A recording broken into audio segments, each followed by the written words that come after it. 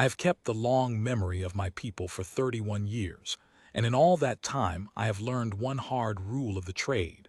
The most dangerous record in any vault is never the one stamped forbidden. It is the one stamped proof. The record I mean is Case 11. The rest of the Calvinri still call it by its old, hopeful name, the Sevenfold Overture, and for 41 years it has stood as the founding document of every argument that our doctrine of total avoidance was overcaution dressed as wisdom.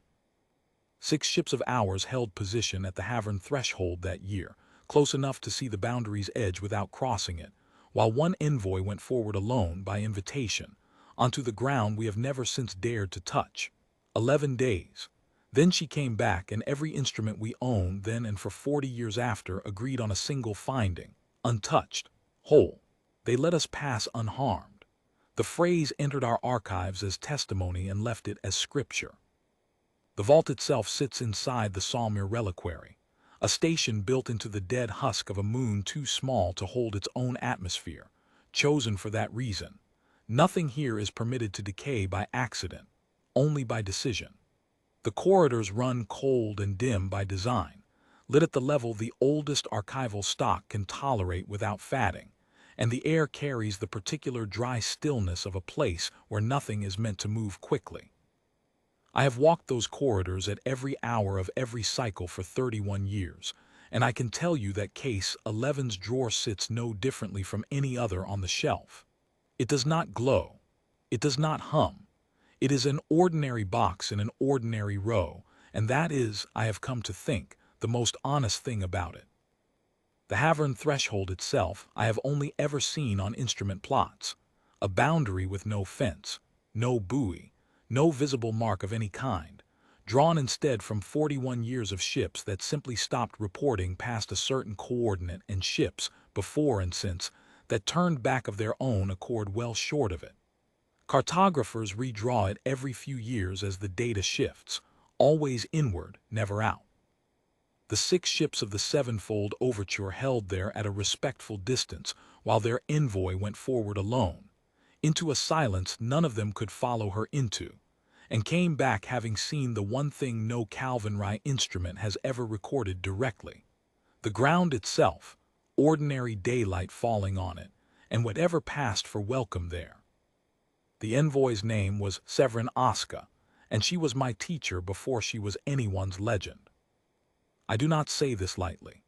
I sat at her table as a junior cataloger when she was already the most decorated diplomat the Calvinri had sent toward the line in 3 centuries, and she taught me how to read a transit log the way other elders teach scripture, slowly, and with reverence for what is not written as much as what is.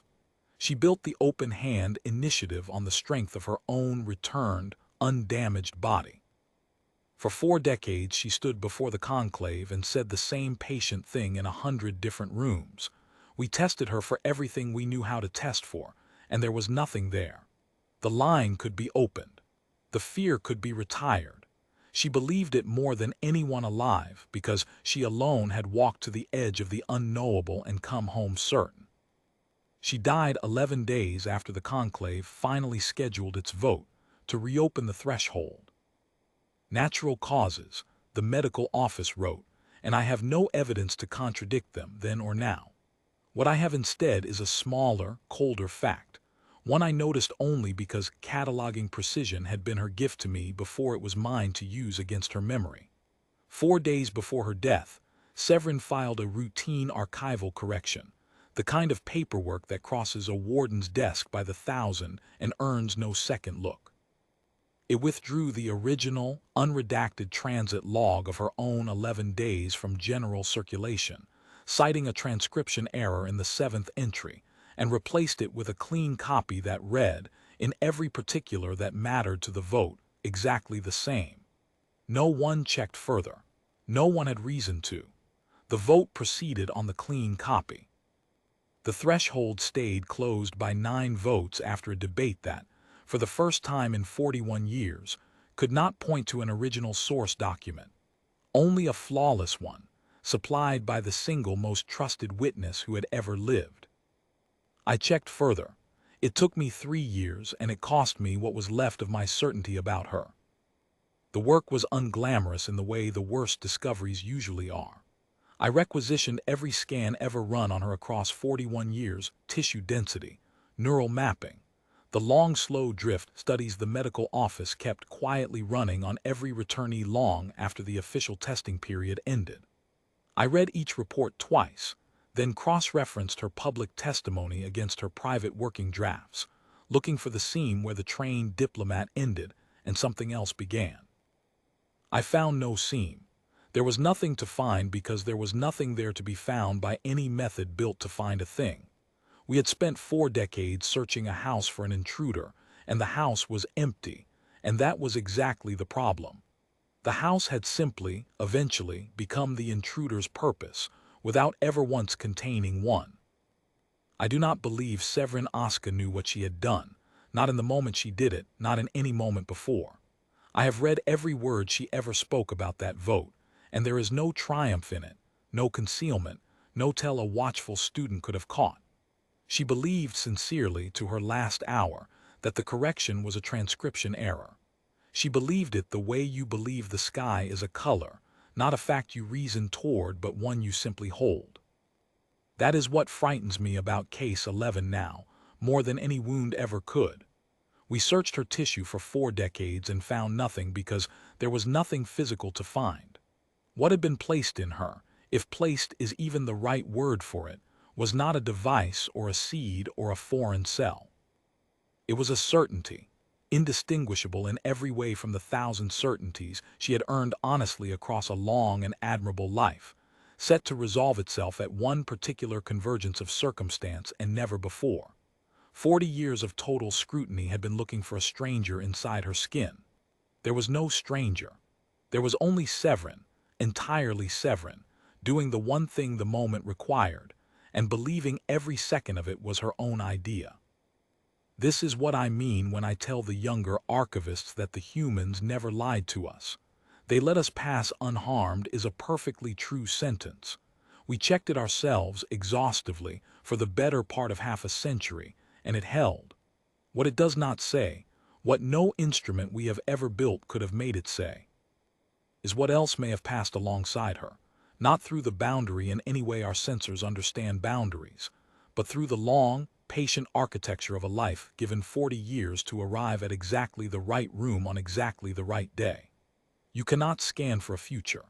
You cannot test tissue for a tendency that has not yet had its occasion.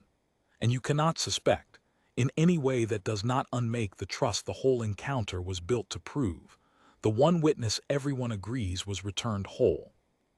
The conclave has since amended Case 11's classification 3 times, and 3 times the amendment has settled on the same wording the original author would have hated most.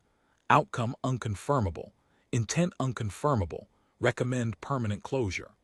We did not close the threshold because Severin Oska did something wrong. By every measure available to us, she did nothing at all. She simply was, exactly as she had always been, at a moment 40 years in the building. That is the doctrine now, stripped of the comfortable language we once used to justify it. We do not fear that the humans will send something through the line to hurt us.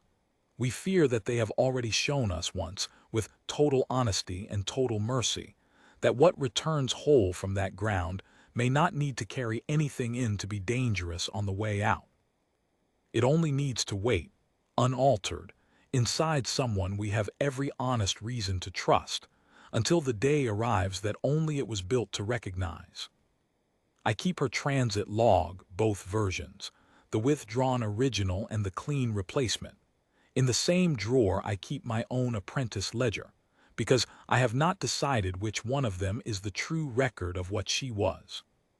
Some nights I take them both out and read them side by side until the difference between them stops mattering, and what is left is only the 11th entry, the one she filed the correction to protect, where she wrote, in her own clear hand, 11 days, and not one moment of it felt like captivity.